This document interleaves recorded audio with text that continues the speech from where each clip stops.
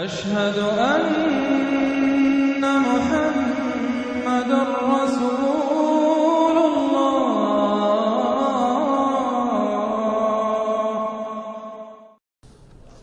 اعوذ باللہ من الشیطان الرجیم بسم اللہ الرحمن الرحیم سبح اسم ربک الاعلی الذی خلق فسوى والذی قدر فہدى صدق اللہ العظیم. اب جو دو صورتوں کا جوڑا آ رہا ہے، سورۃ الاعلی اور سورۃ الغاشیہ، ان دونوں کے بارے میں یہ بات تو آپ میں سے بہت سے حضرات کے علم میں ہوگی کہ نبی اکرم صلی اللہ علیہ وسلم کا یہ معمول تھا کہ جمعہ اور عیدین کی نمازوں میں آپ ان صورتوں کی قرأت فرماتے تھے. پہلی رکعت میں سورۃ الاعلی، دوسری رکعت میں سورۃ الغاشیہ. اور اس کی وجہ بھی صاف سمجھ میں آ جاتی ہے، ان دونوں میں تذکیر کا حکم ہے حضور کو.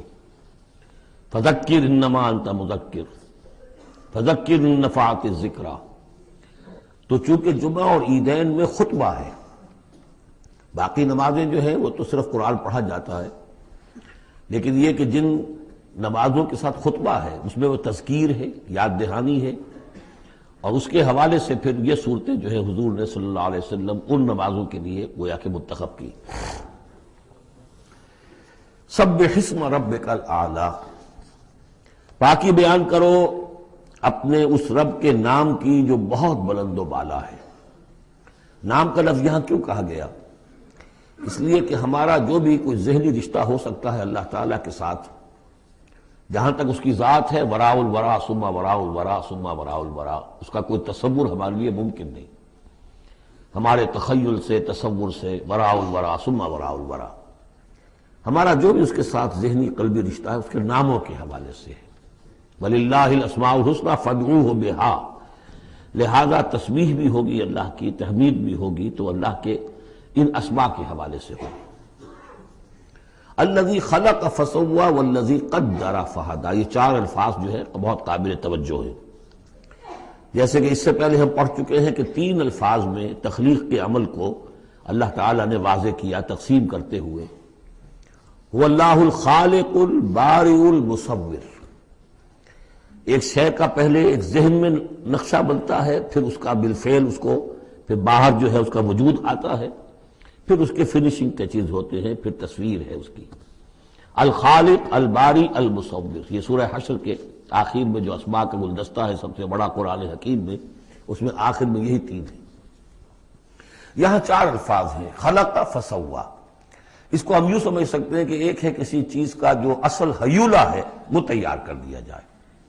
جس کی سادہ ترین مثال یہ ہے کہ بلڈنگ ہے، اس کا سٹرکچر کھڑا ہو گیا، اب اس کے بعد تسویہ ہے، اس کی چھان پھٹک کر کے اور اس کے سنوارنا ہے، اس کو اس کے اندر ڈیکوریشن ہے، اس کے اندر مختلف جو ہے خوبصورتی کی چیزیں پیدا کرنی ہے، یہ تسویہ ہے.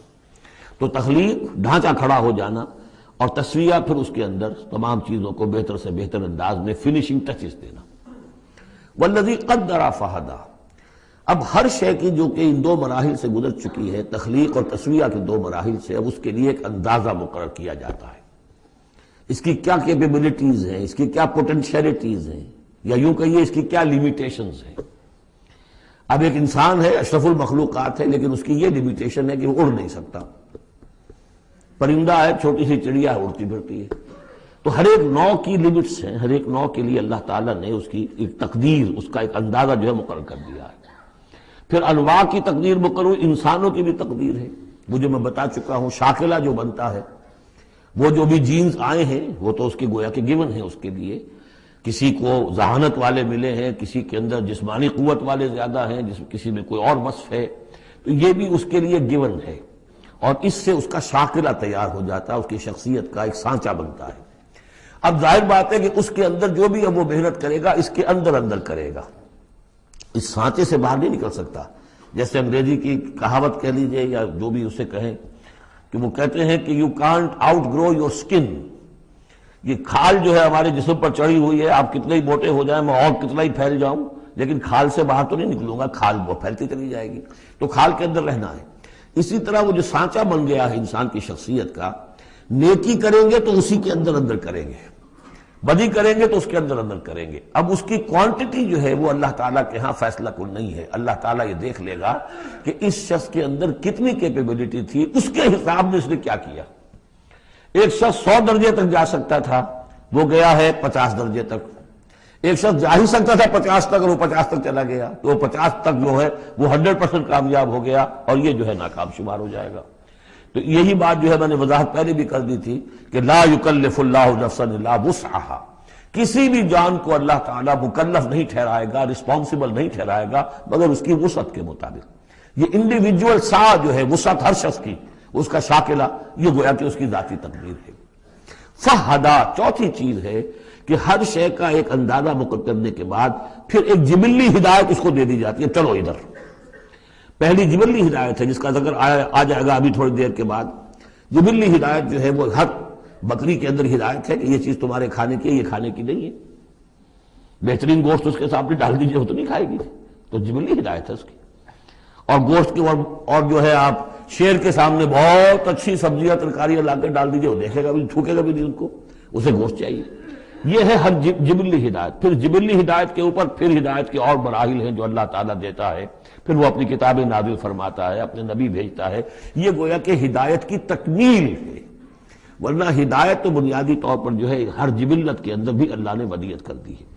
تو یہ ہر کریشن کے لیے یہ 4 الفاظ جو یہاں آئے، سبح اسم ربک الاعلی الذی خلق فسوی والذی قدر فہدی والذی اخرج المرعی، وہی ہے کہ جو نکالتا ہے چارہ زمین سے.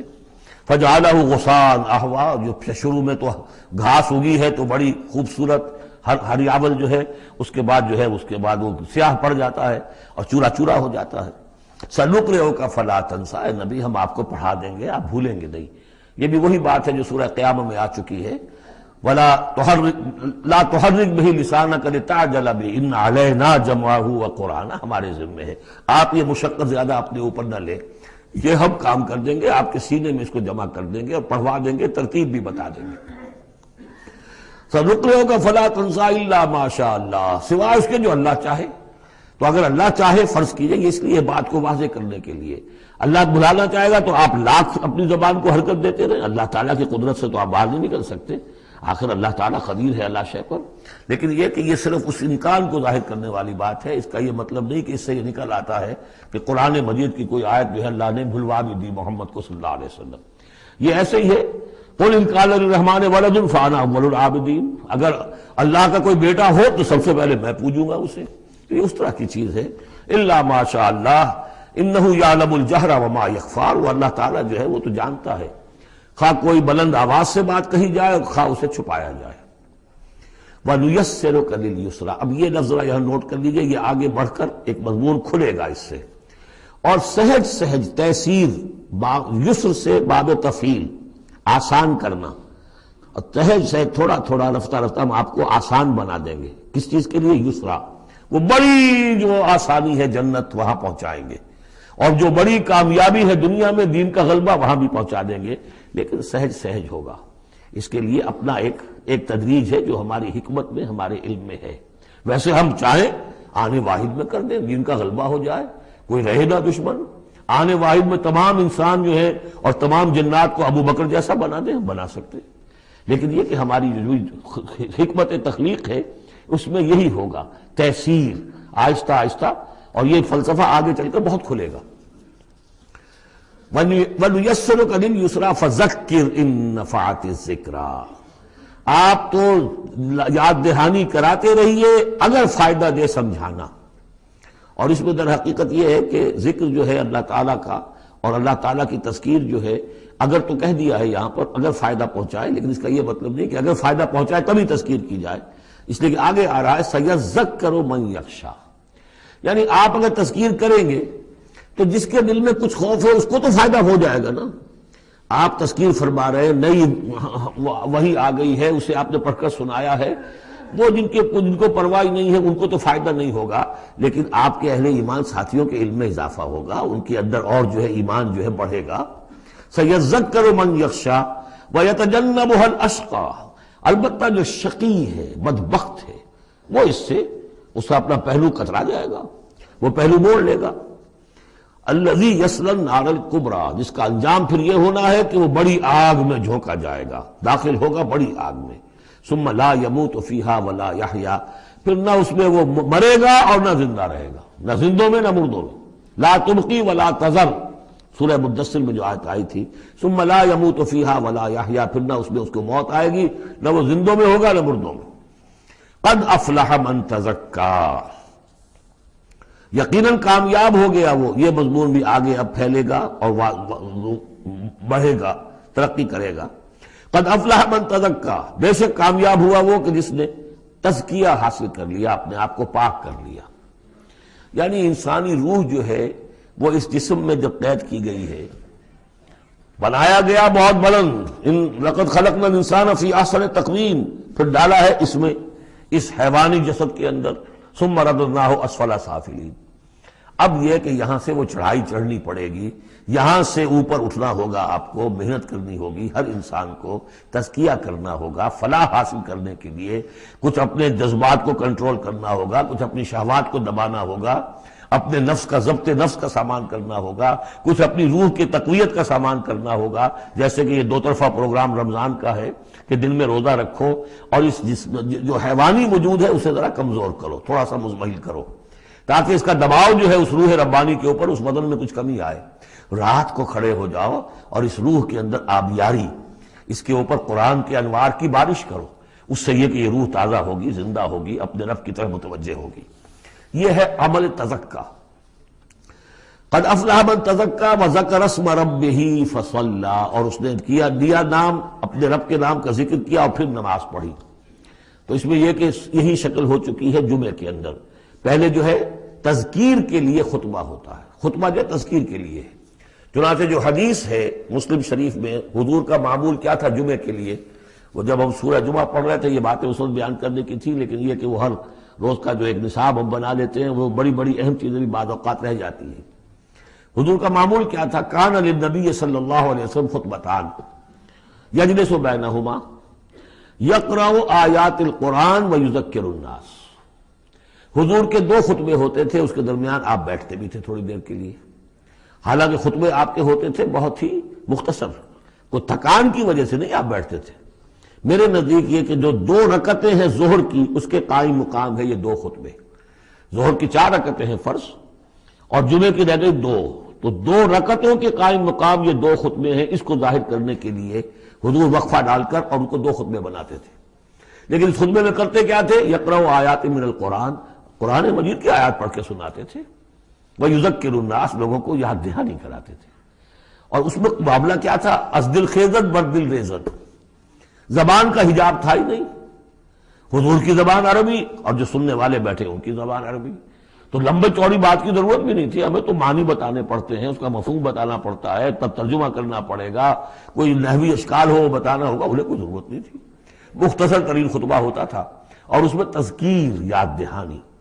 اور اسی میں آتا ہے اصل میں وہ حدیث جو آتی ہے کہ وہ جو میں آپ کو بتا رہا تھا کہ وہاں اللہ تعالیٰ، اللہ کے نبی نے بتایا ہے کہ جو پہلی گھڑی میں، اگرچہ اس میں اختلاف ہے کہ اس سے مراد کیا ہے، ایک رائے تو یہ ہے کہ اشراق کے وقت جو لوگ پہنچ گئے مسجد میں، گویا کہ وہ پہلی ساعت میں مسجد میں آ گئے جمعے کے روز، ان کو اتنا ثواب ملے گا جتنا کہ ایک اونٹ کی قربانی سے ہوتا ہے۔ جو دوسری ساعت میں آئیں گے انہیں اتنا ثواب ملے گا جتنا ایک گائے کی قربانی کا، تیسری ساعت میں آئیں گے ان کو اتنا ثواب ملے گا جتنا ایک بکری یا میڑھا جو ہے اللہ کی راہ میں قربان کیا، چوتھی ساعت میں آئیں گے ان کے لیے ایسا ہے کہ ایک جو مرغی ہے وہ اللہ کی راہ میں صدقہ کر دی، اور جو 5ویں میں آئیں گے وہ ایسے جیسے کہ ایک انڈا اللہ کی راہ میں خیرات کر دیا۔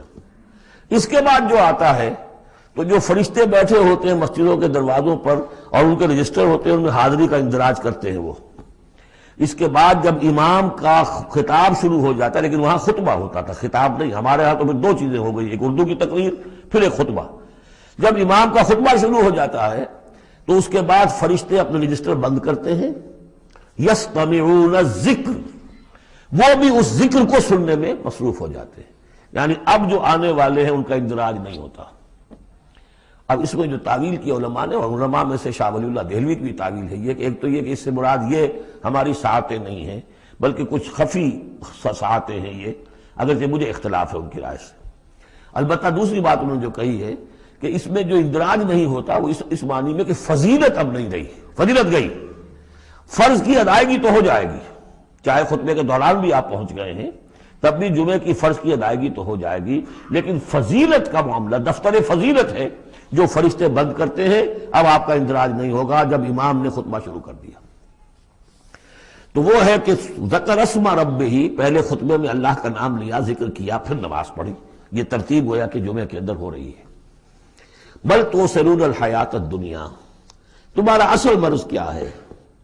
تم دنیا کی زندگی کو ترجیح دیتے ہو۔ اللہ اللہ خیر صلی اللہ، میں نے یہی کہا تھا نا کہ بما قدم واخر، کسے آگے رکھا کسے پیچھے رکھا، سارا فیصلہ تو اس میں ہے۔